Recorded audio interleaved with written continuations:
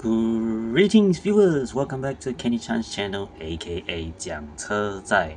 Finally, something new to review, something new to explore, and something new to actually for me to share. So this casting, man, ever since I saw the teaser done by Lamley Group Video, it's been a while to have to be patiently waiting and waiting and waiting to finally have this casting get released in a proper official way. So without further ado, let me just show you the casting. Today we're talking about the Ridge Crest GT, and I have a lot that I want to share about this casting because I have my information from two designers. Yes, this car was designed by two designers, and I have a lot to share in terms of what I think of it and what I really kind of hope to see in the future, what release that it will get. So without further ado, here's the car, here's the name, Ridge Crest GT, and then here's the very beautiful CG they did for the casting itself. As you can see, brand new 2026, part of the HW Torque set. So let me just take the car out, and here it is. This is the Ridge Crest GT. So first off, let me just give you a brief description of what this car is. So this is basically a fantasy muscle off-road modified car design, and this car is designed by Brian Zhao and Leon Koshak, because, well, Leon is the intern, Brian is the one that gave direction in some ways or form. So this ended up being a car that has two designers work on it, and there's a lot of Easter eggs for both Leon and Brian at the same time on this car. I'll get to that in a second. So first off, you might think, wait a second, this car looks slightly different from what I see in the Lamley Group video, right? Yeah, there is a big difference. Again, I'm gonna talk about it later on in the video. So first off, let's look at the general design of the car. So the car is finished in plastic body, and as you can see, the gray part there, those are also plastic as well, and you have a matte black metal base. And here's the name, there's the production code, and it was made in Malaysia like our main line is. And yeah, this is one of those plastic body metal base car which is good for the track, and honestly I don't have a lot of big issues with it, but I know there's some people out there has issues with it, but to me it's okay, at least in terms of longevity wise, the plastic body can withstand the pain from not chipping, shall we say. So first off, let's take a look at the general design of the car. From the side, you can look at the body line. It kind of looks like a Cuda, right? So the Cuda, because the reason why this car resembles the Cuda a little bit is because one of the designers, Leon Koshak, his father actually owned a Cuda at one point. So this is kind of a tribute to his father's actual Plymouth Cuda. And the front, yeah, you can see the Cuda reference is pretty much there. You get the split grille design. Let me just get one of the things that I can point. Let me use a screwdriver this time. So as you can see, there's the split grille design. You get what are those, trim maybe, that's the trim, and then you get a split grille down at the bottom bumper side as well, and then you get a bull bar with two fog lights with covers with design that's printed on them as well. And then on the hood you get to see Brian Zhao's name over here, and then here it says clone, that stands for Mike McClone, which is the one that designed this decal, that put this decal on the car. So shout out to Mike McClone as well to bring out this fantastic decal work. And it's just a simple black hood with two white stripes, and then the detailed hood pins as well. And then on the window it says Ridge Crest GT across, kind of like a window banner. And then over here, these, I believe these are the engines that are popping out from underneath. So maybe imagine here, this is the supercharger, and this is where the engine intake kind of pop out from the side. So here's the other side.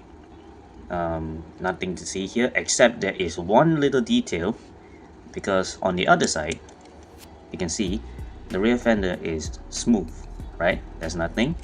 And then over here, look at this, they detail the gas cap, which is kind of interesting to see in terms of like Hot Wheels Fantasy. Usually they won't do like these kind of details, but hey, that's a plus for me. And then on the roof, you get your roof rack. There's your jerry can. This is, I believe, like a jack to jack up your car in case it's stuck in the sand. And then this, from the CG, it kind of looks like a sleeping bag, or maybe like a tent, but I had no idea what this is. But yeah, that's interesting item right there. And then over on the back, you can see they have the detail of the window louvers, but because the part brake, I believe, is just maximum already, so this they had to left it in like body color as well. And then over here, the rear, you can see the tail lights design. Let me just give it a clearer view. There you go, that's the tail lights. It's kind of like a 4 slots, so you get like 1 2 3 4, and then 1 2 3 4 on the other side. And then here's the spare wheel. That's actually the exhaust right here. These are the exhausts. So the exhaust didn't come out from the bottom of the car, it came out all the way at the top, which is a really cool design, not gonna lie. And the spare wheel itself, you can notice the spare wheel, the hub, the rim is actually gray. So the spare wheel is connected to the bumpers and the fenders. So it's part of the gray interior plastic, shall we say. So there's a few really interesting design thoughts that were shared by the designer. I personally asked them if they have anything else to share in terms of this casting, this design. So there's a few Easter eggs right here. So the first off, according to one of the designers, which is the main one, Leon Koshak, like I said, the car is like a tribute to his father's Cuda. And another one, so if you look at the interior, this one is a little bit hard to see, but you can kind of see right there. You notice on the seat, there's like some curved bits right there. That's actually some bananas, because one of Leon's other design, which is currently in the Hot Wheels lineup, called the Gorilla Fast, that is basically a gorilla car with some banana accents. So this banana kind of Easter egg, it was suggested by Brian, and then he put it in there. So yeah, that's a really cool Easter egg. And then on the back, there's another Leon Easter egg. So if you notice on the rear bumper, there's like this bit right here. Now some people might think, wait a second, what does that mean? What does that say? So basically, it spells out L-E-O-N in a very minimalistic shaped way. So L, you have like a triangle, E is a square, O is a circle, and then the N is the other side of the triangle. So you get L-E-O-N, which spells out Leon, which to me, that is a really cool way to integrate the designer's name onto the casting right there. And then on the side, there's another interesting bit that this one is shared by Brian. So if you notice this body line right here, and the body line was kept because Brian decided to do the part brake this way, so at least they can maintain the completely straight body line, which you can see from the front. It's like a very strong muscular fold to the body of the car, which gives it that aggressive stance. And I'm really glad that at least this part of the design was kept in the final product. And as for defenders, now this is an interesting case, because if we look at the CG, you notice the fenders themselves is kind of like in a different color, right? It's kind of like a metals kind of silverish color. And then if you look at the ones from Lamley's video, the very early prototype they show of this casting, the fenders themselves, this part right here, it was colored in chrome. So in the final version, what we got here officially, it was finished in this like dark gray instead. So I asked Brian, what is the reason for the change?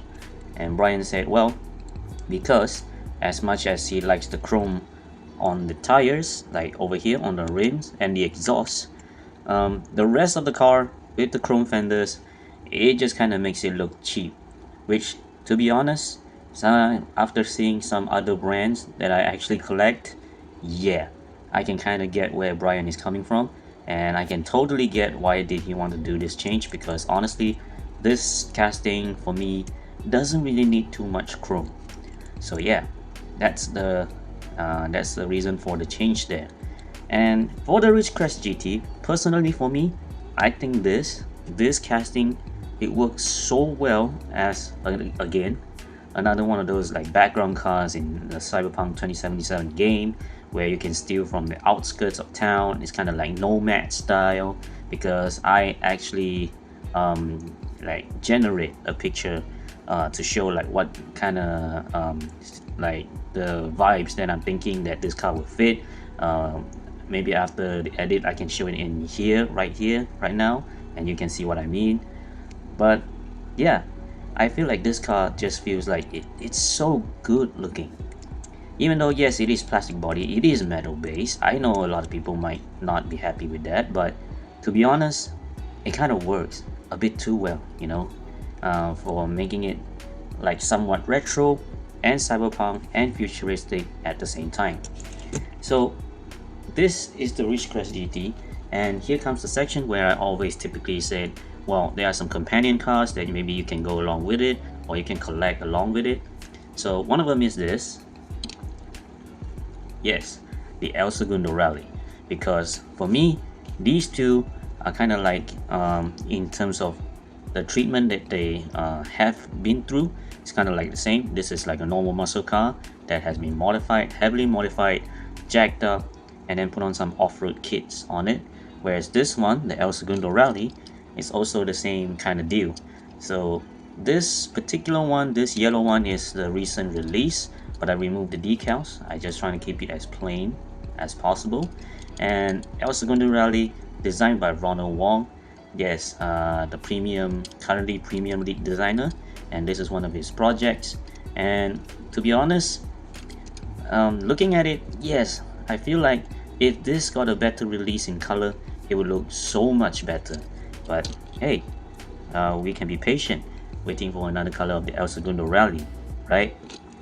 So that's one in terms of companion piece. The other one that kind of reminds me in terms of like Ridge Crest GT, yes, it is the Ravager ST right here. So the Ravager ST, the reason why it kind of reminds me, well, first off, they are both plastic body, metal base, generic fantasy Hot Wheels muscle car, futuristic design, and then this also have window louvers in the back. So it kind of reminds me, these two cars kind of looks roughly similar, but I kind of feel like, well, now that I look at it, this is way longer than this. But yeah, that is another one that if you want to if you want to collect, and then you can just collect together. And yeah, that's pretty much it. But in terms of the Ridge Crest GT, I feel like there's another casting that is upcoming that will pair way better to the Ridge Crest GT. Sadly, it hasn't been released yet, but if you know, you know. So yeah, let me know what you think about the Ridge Crest GT. Personally, I feel like the name is a good name. It's a reference to the Angela's Crest Highway, maybe. And then the Ridge Crest GT name, it's very memorable. And then the design itself, man, it just looks so good with all the part breaks, because Brian did also mention he went all out in terms of pod brakes with this one, all the separation, and he tried to make it as unique as possible. And I had to be honest here, he created a damn good job with this car. So yeah, what do you think about it? Do you like it? Do you hate it? Do you think this should release in a better color? Or do you think this casting has a new and better future in terms of Hot Wheels fantasy casting? So yeah, that is the Ridge Crest GT. Let me know down in the comments below about all your thoughts that I asked just now. And yeah, see you really soon. Bye.